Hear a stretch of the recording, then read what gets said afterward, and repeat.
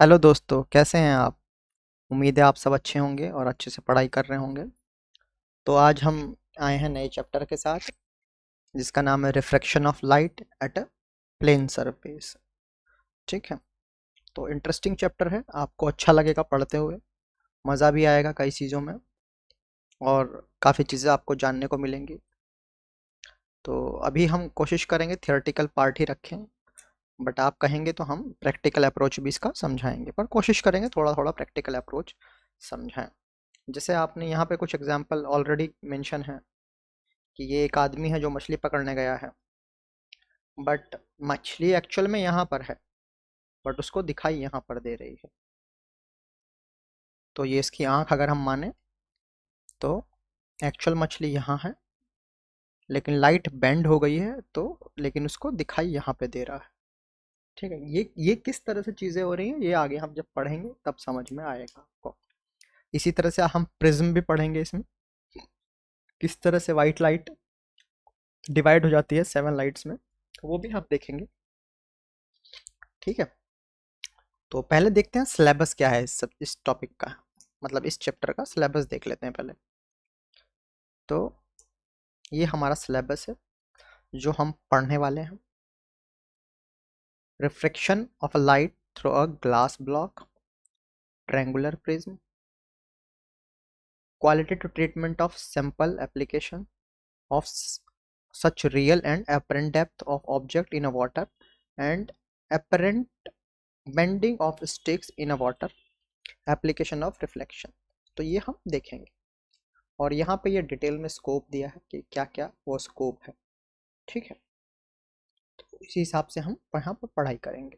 इसी तरह से इसका जो सेकंड पार्ट है उसमें हम TIR देखेंगे, टोटल इंटरनल रिफ्लेक्शन, जिसमें हम क्रिटिकल एंगल की बात करेंगे, एग्जाम्पल देखेंगे ट्रायंगुलर प्रिज्म में उसी चीज़ का, comparison with reflection a plane mirror, qualitative only है ना, application of total internal reflection, ये सब चीज़ें हम देखेंगे। और यहाँ पर ये जो मेंशन किया गया है, बाकी ये सब चीज़ें इस तरह से मेंशन की। ठीक है। तो आप सिलेबस अच्छे से पढ़ लीजिएगा और फिर देखते हैं, स्टार्ट करते हैं। ठीक है। तो पहला टॉपिक हम ले रहे हैं रिफ्लेक्शन ऑफ अ लाइट। तो उससे पहले हम थोड़ा सा, ये तो हम शुरू कर ही रहे हैं, इससे पहले थोड़ा सा हम बैकग्राउंड देख लेते हैं अपना। तो जैसा हमें पता है, हमने पहली क्लासेस में हमने रिफ्लेक्शन पढ़ा, जो प्लेन एंड स्फेरिकल मिरर से था। रिफ्लेक्शन की बात कर रहे हैं, जो हमने पहले पढ़ चुके हैं हम पिछली क्लास में। ठीक है। तो जो लाइट है वो सेम मीडियम में ही टकरा कर वापस आ जाती है, क्योंकि क्यों आ जाती है? क्योंकि जो सरफेस होती है वो पॉलिश्ड होती है। यानी कहने का मतलब, जब हमने रिफ्लेक्शन पढ़ा था तो इस तरह से कोई पॉलिश सरफेस थी, लाइट आई और वापस उसी मीडियम में चली गई, जिस मीडियम से लाइट आई उसी मीडियम में वापस टकरा कर चली गई। तो ये हमने पढ़ा था रिफ्लेक्शन में। ठीक है। रिफ्लेक्शन में हमने ये चीज़ पढ़ी थी। और रिफ्लेक्शन के भी दो लॉ पढ़े थे हमने। Angle of reflection equal to angle of incidence. तो हमने पढ़ा था, ये हम नॉर्मल डालते हैं यहाँ पे। ठीक है। ऐसे इस तरह से ये हो गया, ये प्रॉपर नॉर्मल डल गया, तो ये जो एंगल इंसिडेंस से आई ये इक्वल टू आर होता था। ठीक है, जब हम उस समय पढ़ते थे, अगर आपको याद होगा तो। दूसरा था, जो इंसिडेंट रे है, नॉर्मल है और पॉइंट ऑफ इंसिडेंस, और जो भी रिफ्लेक्टेड रे थे वो चारों एक ही प्लेन में लाया करते थे। यानी कौन कौन? Incident ray, normal, reflected ray और पॉइंट ऑफ स्ट्राइक। ओके। और पॉइंट ऑफ इंसिडेंस। ठीक है। अब हम क्या पढ़ेंगे? अब हम रिफ्रैक्शन पढ़ेंगे। ठीक है, जो प्लेन और स्फेरिकल सर्फेसेस से ट्रांसपेरेंट मीडिया से हम पढ़ेंगे। अब जैसा हमें पता है, लाइट की मैक्सिमम स्पीड क्या है? लाइट की जो स्पीड है हम उसको c से जनरली डिनोट करते हैं। क्या है? 3 × 10⁸ मीटर पर सेकेंड। ठीक है। ये कहाँ पर है? वैक्यूम में। लेकिन ये अलग अलग मीडियम में अलग अलग वेलोसिटी से ट्रेवल करती है। ये जो हमने यहाँ मेंशन की है, ये वैक्यूम की है। तो अगर मीडियम चेंज हुआ तो ये स्पीड ऑफ लाइट भी उसमें चेंज हो जाएगी। ये एयर में फास्टर ट्रेवल करती है पानी और ग्लास के मुकाबले। ठीक है, अगर हम, ये है तो हमारा एयर में हो गया है। यही अगर मैं वाटर में बात करूं तो वाटर में हो जाएगी 2.25 इंटू 10⁸ मीटर पर सेकेंड। तो स्पीड मेरी थोड़ी कम हो गई। वही अगर मैं ग्लास की बात करूं तो ग्लास में ये और कम हो जाएगी 2 इंटू 10⁸ मीटर पर सेकेंड। ओके, लेकिन जो भी लाइट की स्पीड होगी, जब तक जब तक मीडियम कांस्टेंट है, मतलब मीडियम होमोजीनियस मीडियम है और सेम है, तब तक स्पीड ऑफ लाइट उस मीडियम में जो है एक बार वही रहेगी।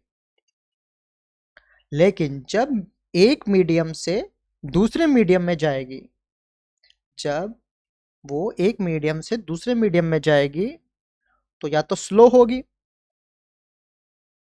या फिर फास्ट हो जाएगी। कैसे, अभी समझेंगे उसे। अगर इस तरह से समझेंगे,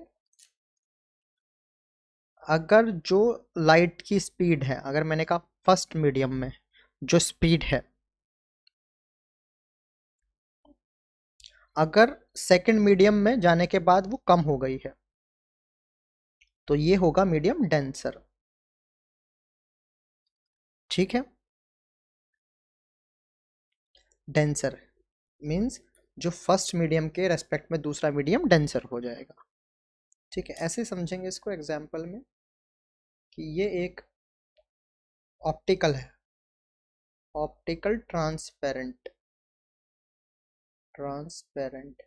ठीक, तो जब माना सपोज करो ये यहाँ पर आई और यहाँ पर इसकी स्पीड c1 थी। ठीक है, और अब ये माना कि दूसरे मीडियम में चली गई है, यहाँ स्पीड c2 है। ठीक है, तो इसको हम बोलेंगे रेयर, इसको बोलेंगे डेंसर। कब, जब हमारा ये कंडीशन फुलफिल होगा।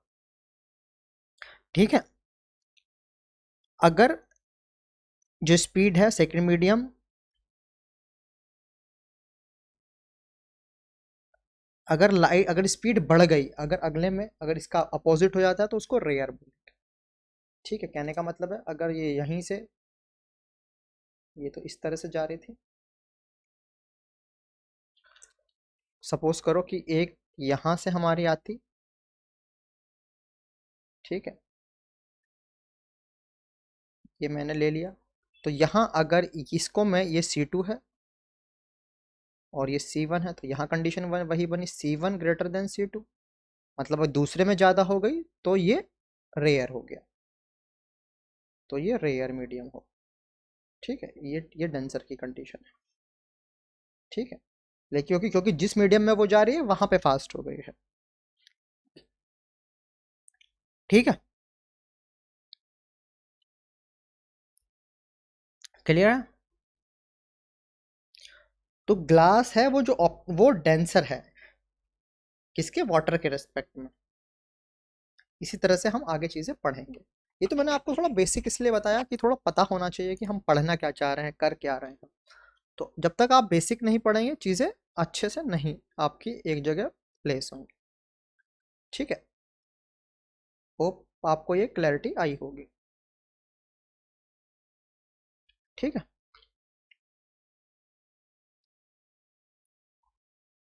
आगे बढ़ते हैं। थोड़ा सा हम इसको डिलीट कर देते हैं ताकि और चीज़ें हम डिस्कशन यहाँ पे कर सकें। चलिए आगे बढ़ते हैं, रिफ्लेक्शन की बात करेंगे। जो पार्शियल रिफ्लेक्शन है और रिफ्रैक्शन है, वो कहाँ होता है, बाउंड्री, जो डिफरेंट मीडिया है उनके बाउंड्री पे, इन विच क्या होता है, जो ट्रांसपेरेंट होमोजीनियस मीडियम है वहां पे लाइट ट्रेवल कर जाती है at a constant speed in a straight line, but when a ray of light traveling in a one transparent medium strikes oblique at a surface of another transparent medium, a part of light goes back। ठीक है, देखो थोड़ा सा अच्छे से समझेंगे अभी।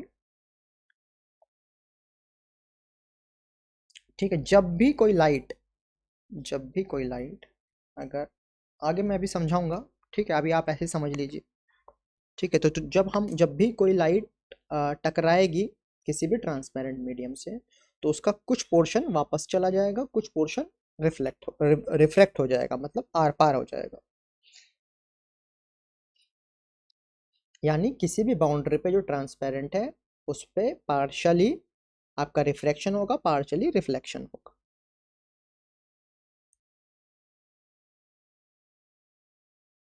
तो क्या हमारा डेफिनेशन क्या बनी? The change in a direction of a path of a light when it passes from one transparent medium to another transparent medium is called refraction। ठीक है, और refraction is a surface phenomena only. ठीक है, तो थोड़ा सा इस बात को हम अच्छे से समझते हैं, कोशिश करते हैं समझने की। अब देखिए, ये एक हमने डायग्राम आपके लिए ले लिया है, वही चीज़ें जो हम समझाना चाह रहे थे यहाँ पे आपको प्रॉपरली समझाते हैं। ये एक मीडियम, ये एक बाउंड्री है, यहाँ पर एक मीडियम अलग है। लेट यहाँ पे मान लीजिए, यहाँ पे ए, हाँ गिवन है, यहाँ पे एयर है जो एक रेयर मीडियम है, यहाँ ग्लास है जो डेंसर मीडियम है। ठीक है, ये बात समझ आई। तो जब भी कोई लाइट ऑब्लिक मीन्स नॉर्मल नहीं है, मतलब कोई एंगल के साथ आएगी, तो उसमें से कुछ पार्ट तो आर पार हो जाएगा, यानी दूसरी तरफ चला जाएगा, और कुछ वापस से रिफ्लेक्ट हो जाएगा।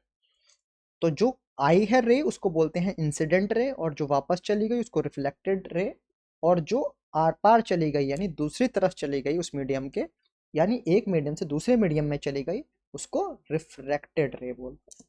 तो यहाँ क्या समझ आया दोस्तों? यहाँ पे समझ ये आया कि अगर ये मीडियम वन है और अगर लाइट आई और मीडियम वन में ही वापस चली गई, ठीक है, ये मीडियम वन की बाउंड्री हम यूज कर ले रहे, ये मीडियम वन में ही वापस चली गई, मीन्स सेम मीडियम में वापस चली गई है, जिस मीडियम से आई उसी में चली गई, तो इसको बोलेंगे रिफ्लेक्शन। क्लियर है? तो यहाँ पे रिफ्लेक्शन भी हो रहा है। अब दूसरा है, यहाँ m1 है और यहाँ m2 है, ये आई और ये ज़्यादा मुड़ दिया, ठीक है, थोड़ा सा मुड़ गई है ना, तो इसको बोलेंगे रिफ्रैक्शन। ठीक है दोस्तों, ये बात आपको समझ आई? ये इस मीडियम से आई और इस मीडियम में चली गई, m1 मीडियम से आई और m2 में चली गई, मीन्स तो रिफ्रैक्शन हो गया है, यानी एक मीडियम से दूसरे मीडियम में चली गई है। ये बात आपको समझ आई? क्लियर है? ठीक है, अब हम कुछ चीज़ें देखेंगे, कुछ केस सिनेरियो देखेंगे। When a ray of light travels from a rare medium to a denser, जैसा यहाँ पे दिखाया गया है, मतलब एक रेयर मीडियम से एक डेंसर मीडियम में लाइट हमारा ट्रेवल कर रहा है, तो उस केस में हमारा क्या होगा? ठीक है,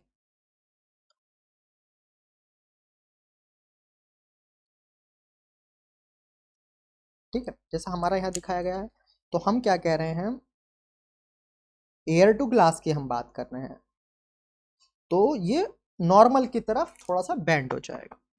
देखिए दोस्तों, ऐसा समझते हैं, ये मेरा लाइट का रे आया, ये लाइट का रे मेरा आया, या ये पॉइंट है, ठीक है, इस पे मैं एक नॉर्मल डालूंगा जहां पे वो टकरा रहा है, ठीक है, जहां से वो मीडियम की बाउंड्री पे टकरा रहा है वहां पे मैं एक नॉर्मल डालूंगा, ठीक है, और इसको हम सीधा सीधा एक्सटेंड करते चले जाएंगे। ठीक है, अब इसमें क्या होगा, जब रेयर से डेंसर में जाएगा तो टुवार्ड्स द नॉर्मल, एक्चुअल में यहाँ पे जाना था, लेकिन थोड़ा सा ये नॉर्मल की तरफ बेंड हो गया, तो बेंड होने के बाद ये कहाँ आया, यहाँ पे आई।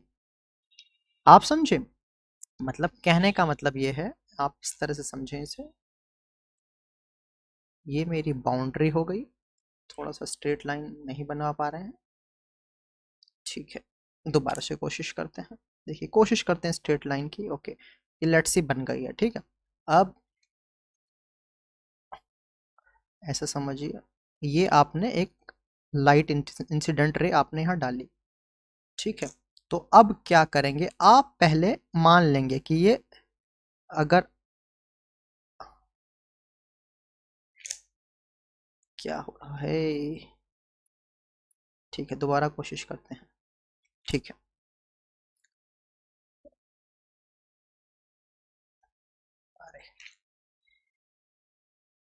थोड़ा सा प्रॉब्लम है स्ट्रेट लाइन बनाने में, बाकी चलो इसी को कोशिश करते हैं। ये हमारा इंसिडेंट लाइट आ गया है, यहाँ पे ये हुआ तो यहाँ पे मैं नॉर्मल डालूंगा। अब इसी को मैंने यहाँ एक्सटेंड करने की कोशिश की, ठीक है। फिर मैंने नॉर्मल डाला तो मुझे ये पता है, मेरा ये कॉन्सेप्ट बन गया है, मेरा ये कॉन्सेप्ट बन गया है क्या, कि अगर डेंसर से, सॉरी, अगर रेयर से मैं डेंसर की तरफ जा रहा हूँ तो बेंड हो जाएगी मेरी light towards normal, towards normal. तो नॉर्मल की साइड मेरी हो जाएगी, तो मैंने थोड़ा सा नॉर्मल की साइड उसको कर दिया है। तो जो भी मेरा नॉर्मल के साथ एंगल बना इंसिडेंट रे का, उसको मैंने बोला आई, एंगल आई यानी incident angle, incident angle. Okay, ये इंपॉर्टेंट है, ये हमेशा सेम कन्वेंशन यूज होगा। और जो इस नॉर्मल का अब एक्चुअल में जो बना किसके साथ, रिफ्लेक्टेड रे के साथ, इसको बोलेंगे एंगल आर, इसको बोलते हैं रिफ्रैक्टेड, रिफ्रैक्टेड एंगल। ठीक है दोस्तों, क्लियर है। और जो एक्चुअल में होना चाहिए था पाथ, उसका और रिफ्लेक्टेड रे का जो एंगल है उसको डेल्टा बोलते हैं, यानी डेविएशन। ठीक है, डेविएशन ऑफ द रे। ठीक है, एक्चुअल में अगर वैसे भी आप निकालेंगे, देखा जाए, अगर आपने जब ट्रायंगल पढ़ा होगा तो ये और ये angle i equal to r plus delta, angle i equal to angle r plus delta. ठीक है, तो अगर मैं डेल्टा की वैल्यू निकालूं तो यहां से क्या आएगा, incident angle minus refracted angle. ठीक है दोस्तों, ठीक है। क्यों, क्योंकि जब हमने आपने आपने प्रॉपर्टी पढ़ी होगी, इस तरह से प्रॉपर्टी पढ़ी होगी, ये हो गया, तो ये दोनों एंगल बराबर होते हैं, ये दोनों एंगल बराबर होते हैं। ठीक है, लेकिन लेकिन आपके केस में क्या हो रहा है, ये तो दोनों बराबर हैं, लेकिन जो आपकी रे है वो यहाँ से निकल गई है। ठीक है, ये दोनों बराबर थे, लेकिन आपकी रे इसके बीच से निकल गई है, बीच से निकल गई है तो हुआ क्या, इन दोनों का सम इस आई के बराबर होगा, ये आई था और ये कंप्लीट एंगल के बराबर होगा, तो ये आर हो गया और ये आपका डेल्टा हो गया। ठीक है, तो वही मैंने लिखा, angle i equal to angle r plus delta. तो फिर हम इसको इधर ले गए तो ये माइनस हो गया। क्लियर है, उम्मीद है आपको ये चीज़ थोड़ा सा समझ आई हो। Clear, okay. अब हम सेकंड केस देखेंगे, इसी का हम सेकंड केस देखेंगे। ये समझ आया, ठीक है। अब आगे बढ़ते हैं, इसी का सेकंड केस। सेकंड केस क्या है, when a ray of light travels from denser medium to rare medium. ठीक है, अब मैं केस 2 की बात करता हूँ। दूसरा केस मेरा क्या है, मैं डेंसर से रेयर में ट्रेवल कर रहा हूँ, मैं डेंसर से रेयर में ट्रेवल कर रहा हूँ। ठीक है, क्लियर है। तो दोस्तों जब ऐसा कभी हो तो आप कंसेप्ट बना लीजिए, जब डेंसन से कभी रेयर जाए तो जो जो बेंडिंग होगी लाइट की, तो जो लाइट की बेंडिंग होगी वो away away from normal, away from normal, ये कॉन्सेप्ट आप बना लीजिए। क्लियर है, ठीक है। अब इसको समझेंगे अच्छे से, कैसे समझेंगे, ये देखिए, ये डेंसर मीडियम हो गया, मीन्स ग्लास टू एयर जा रहा है, ग्लास आपका डेंसर मीडियम है, एयर रेयर मीडियम है। तो ये जो इंसिडेंट लाइट है ये कहीं स्ट्राइक होगी, तो उस पॉइंट पे हम एक नॉर्मल डालेंगे, करेक्ट है। इसी को भी हम आगे बढ़ा लेंगे, हल्का हल्का हल्का हल्का। एक्चुअल में पाथ ये होना था इसका, ठीक है। लेकिन जब डेंसर से रेयर गया तो ये नॉर्मल है, नॉर्मल से अवे मतलब दूर जा रहा है, दूर जा रहा है, दूर जा रहा है। अगर इधर आता तो ये, अगर ये ऐसे आता तो टुवार्ड्स द नॉर्मल होता, लेकिन अवे के लिए ये दूर जाना है, यानी इस पाथ से थोड़ा सा और दूर चला जाएगा, तो इसको बोलेंगे अवे फ्रॉम द नॉर्मल। ठीक है, क्लियर है बात, समझ आया आपको, ठीक है, ओके। यानी ये चला गया, ये, इसको बोले, इसको लिख देते हैं हम away, away from normal, normal. ठीक, इसको भी हम यहाँ पे थोड़ा करेक्ट कर देते हैं, हाँ, यहाँ पे हम लिख देते हैं,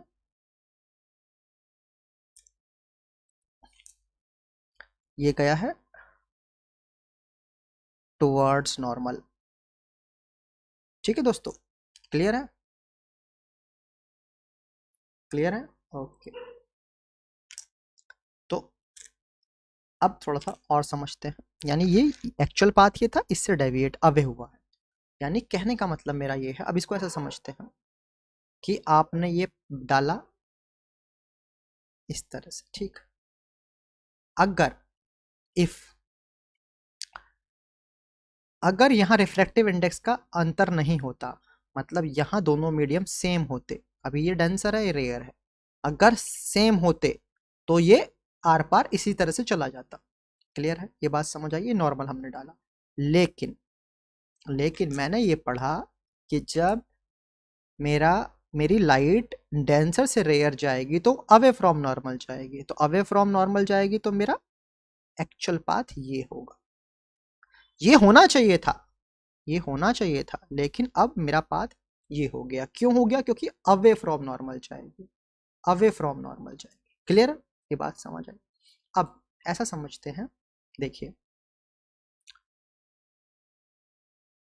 यहां क्या होगा इस केस में, अगर ये ऐसा होता तो ये आई होता, ये तो आई है, होगा ही आई, और ये आर होता तो देखा जाए ये भी आई के बराबर होगा। ठीक है? क्लियर है? क्लियर है? ठीक। अब ये इसको कहलाएगा डेल्टा, ये डेल्टा हो जाएगा। ठीक है, ये डेल्टा होगा और ये कंप्लीट आर होगा। अब ये कंप्लीट आर होगा, लेकिन यही तो इसके बराबर है केवल। तो यहाँ पे जो इक्वेशन बनेगी वो थोड़ा डिफरेंट बनेगी। डिफरेंट कैसे बनेगी? ऐसे बनेगी कि जो डेल्टा हमारा होगा डिफरेंस, वो किसका डिफरेंस होगा? इसका। अगर आर में से मैं डेल्टा घटा दूं, अगर आर में से मैं डेल्टा घटा दूं, देखिए यहाँ आर बड़ा है, यहाँ पे आर बड़ा है, तो यहाँ डेल्टा हो जाएगा आर माइनस आई। पहले वाले केस में आई माइनस आर हमें कर ले रहा था, आई माइनस आर कर ले रहा था, यहाँ डेल्टा हो जाएगा एंगल आर माइनस एंगल आई। ठीक है, क्योंकि ये भी एंगल आई के बराबर होगा। ठीक है, अगर मैं यहाँ से देखूँ ये एंगल आई के बराबर होगा, मतलब इस तरह से समझिए, ये आपका इस तरह से हो गया। ठीक है, ये एंगल आई है, ये एंगल आर है। ठीक है, ये एंगल आई है, ये एंगल आर है, लेकिन मेरा एक्चुअल पाथ हो गया ये वाला।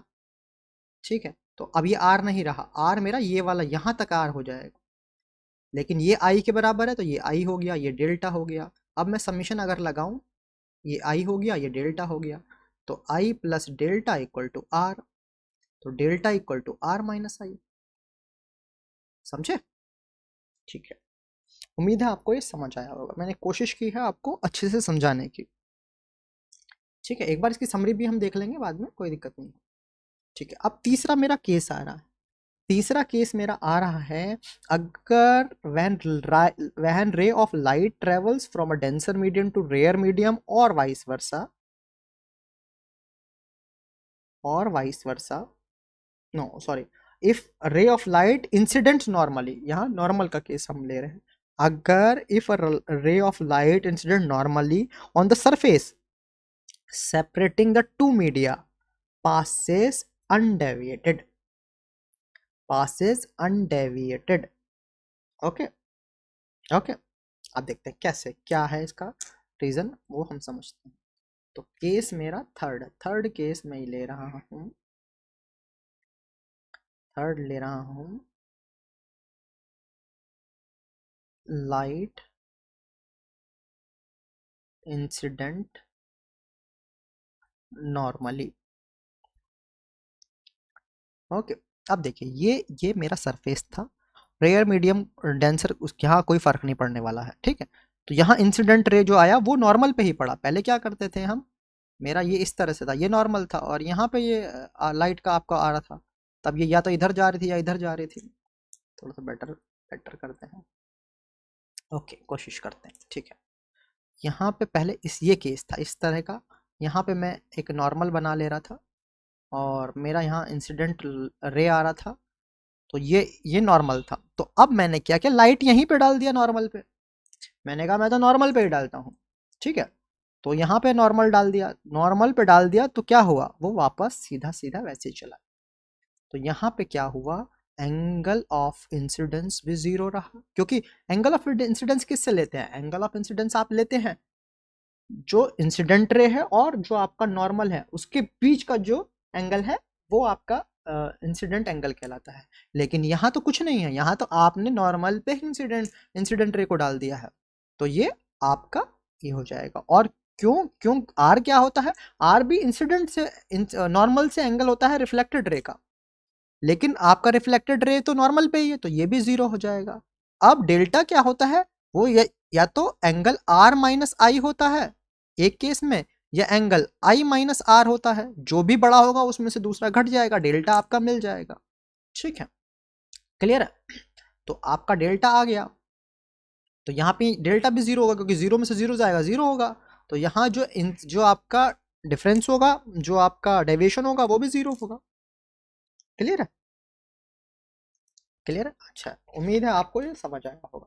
देखिए ये इसलिए थोड़ा सा डिटेल में पढ़ाया जा रहा है क्योंकि यही इंपॉर्टेंट है, फिर आप कंफ्यूज होंगे कि कहाँ मुड़ गई लाइट, कहाँ कैसे हो गई, वो किस तरह से होगा, क्या होगा, वो फिर आपको समझ नहीं आएगा, तो फिर उसमें आप थोड़ा परेशान हो जाएंगे। ठीक है, उम्मीद है ये आपको थोड़ा समझ आया होगा।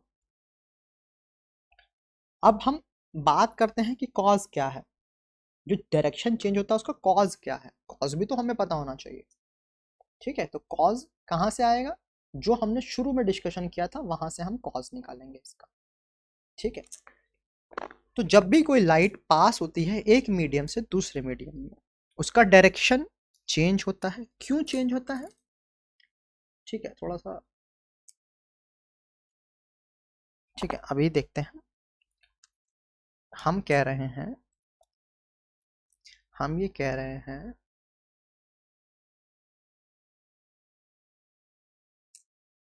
जब भी कोई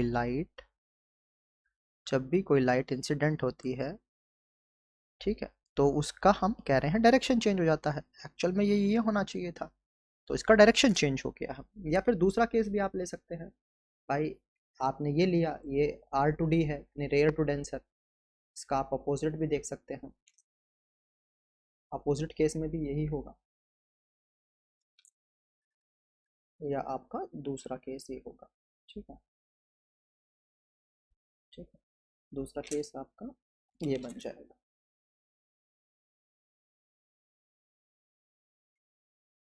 आपका अवे अवे हो जाएगा नॉर्मल से। ठीक है, ये होगा आपका डेंसर टू रेयर। ठीक है, अब यहाँ समझने वाली बात है ये ऐसा क्यों हो रहा है, ये अपना पाथ क्यों चेंज कर ले रहा है, ये इंपॉर्टेंट है।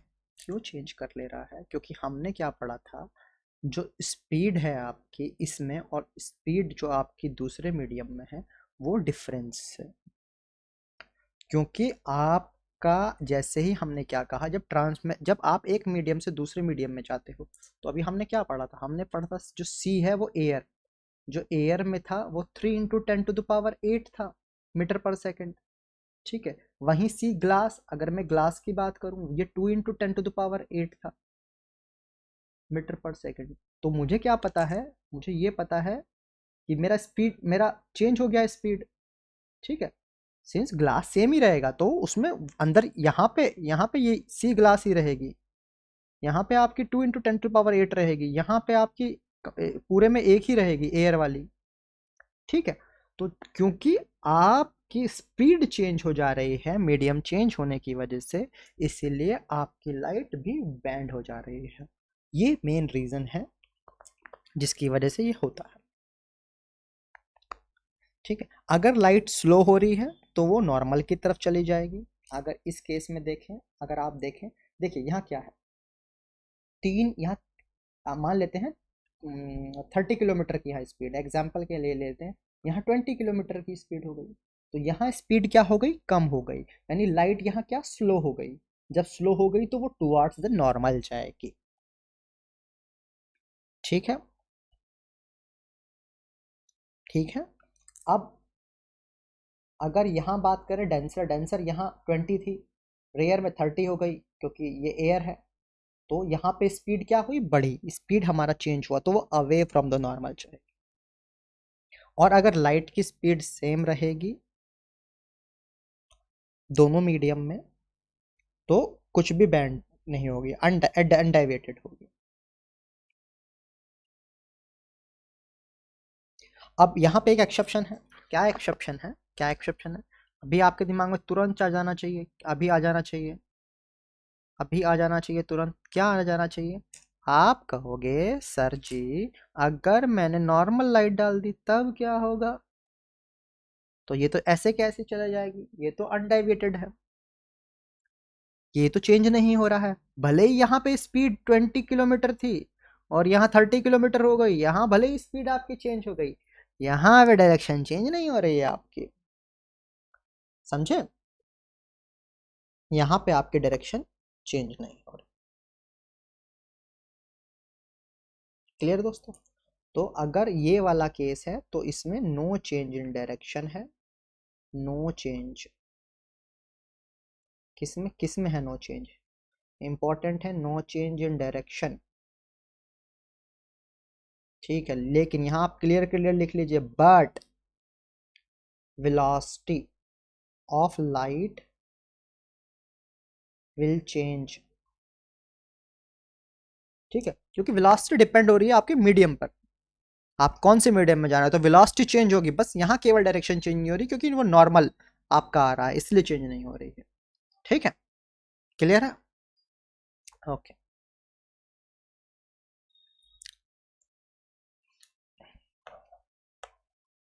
दोस्तों, आज हम यहीं पे इसको ख़त्म करते हैं लेक्चर को, और नेक्स्ट लेक्चर में हम laws of reflection, speed of light in different media, relationship between refractive index and speed of light, condition for light ray to pass undeviated on refraction, ठीक है, relationship between wavelength in two medium, ठीक है, principle of reversibility of path of light, ठीक है। तो इस तरह की चीज़ें हम नेक्स्ट लेक्चर में देखेंगे। तब तक के लिए आप इसको एक दो बार देखिए, समझिए, अगर आपको कोई प्रॉब्लम आती है तो आप कमेंट करके बताइए, ठीक है। Thank you very much.